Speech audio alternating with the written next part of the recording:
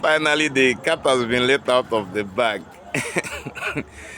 The almighty GTC Enugu State has actually been built not for the poor. The school, which was built with money from the taxpayers, is finally not for the poor. Because you cannot tell me that a school like that, which was built on the sweat of taxpayers, will be paying a school fees as exorbitant as that of some missionary school. Government school now almost 300 and something thousand to enroll your ward into the school. All right. Well, I wasn't surprised though, because if you look at the nature of the equipment that were placed in that school, you will know that obviously this cannot be a school for the poor people. All right. Even some of the most acclaimed schools that you call Montessori schools do not have the level of equipment that GTC Enugu has. Yes, finally, the school, I think, is made for the middle class or the, upper lower class, if anything like that exists. That is those who marginally has money. Because if you are from an interior village of Amodu like mine, and then you have nothing doing, I bet your child cannot afford to be enrolled in GTC, no matter how much tax you pay. All right, and then unfortunately, this is not welcoming, because even a suit does not pay up to 300 in tuition fee, but GTC Enugu is. It's actually paying 300, almost 300,000 to enroll your child into GTC Enugu. Yes, it's a specialized school where your ward will learn some specific skills that will help them in life. But the annoying thing about the whole thing with GTC is that the school, in all its beauty and in all its glory, does not have playing ground where your kids will relax after some days of work, or maybe your kids that doesn't have some of those physical skills but has not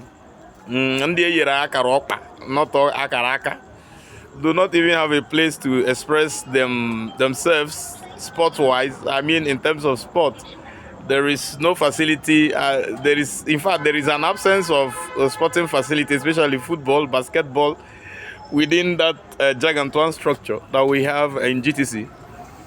Well, this goes a long way to tell you. I think a lot of people, some of my friends, says that Peter Mba, yes, he has noble ideas, but he's too elitist in his idea. Yes, it's coming into fruition. It's coming into full glare.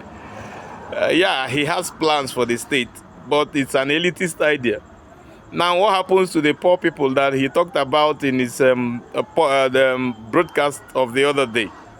That the only thing he can offer to the young people is an opportunity he never had. Yes, he's doing it, but at what cost to the parents? The parents who do not have money.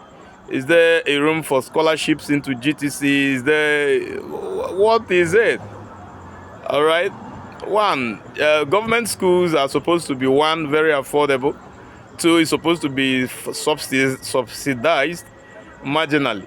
But to pay a whopping 300, almost 300,000 to enroll your child, and then all the students of the school have to be boarders, is something. Yes, we understand that the economy is not really smiling. And then also for the state to be able to keep up with the maintenance of those equipments that they've put into GTC, ₦1 it's not kobo, because I was so afraid when I saw that place.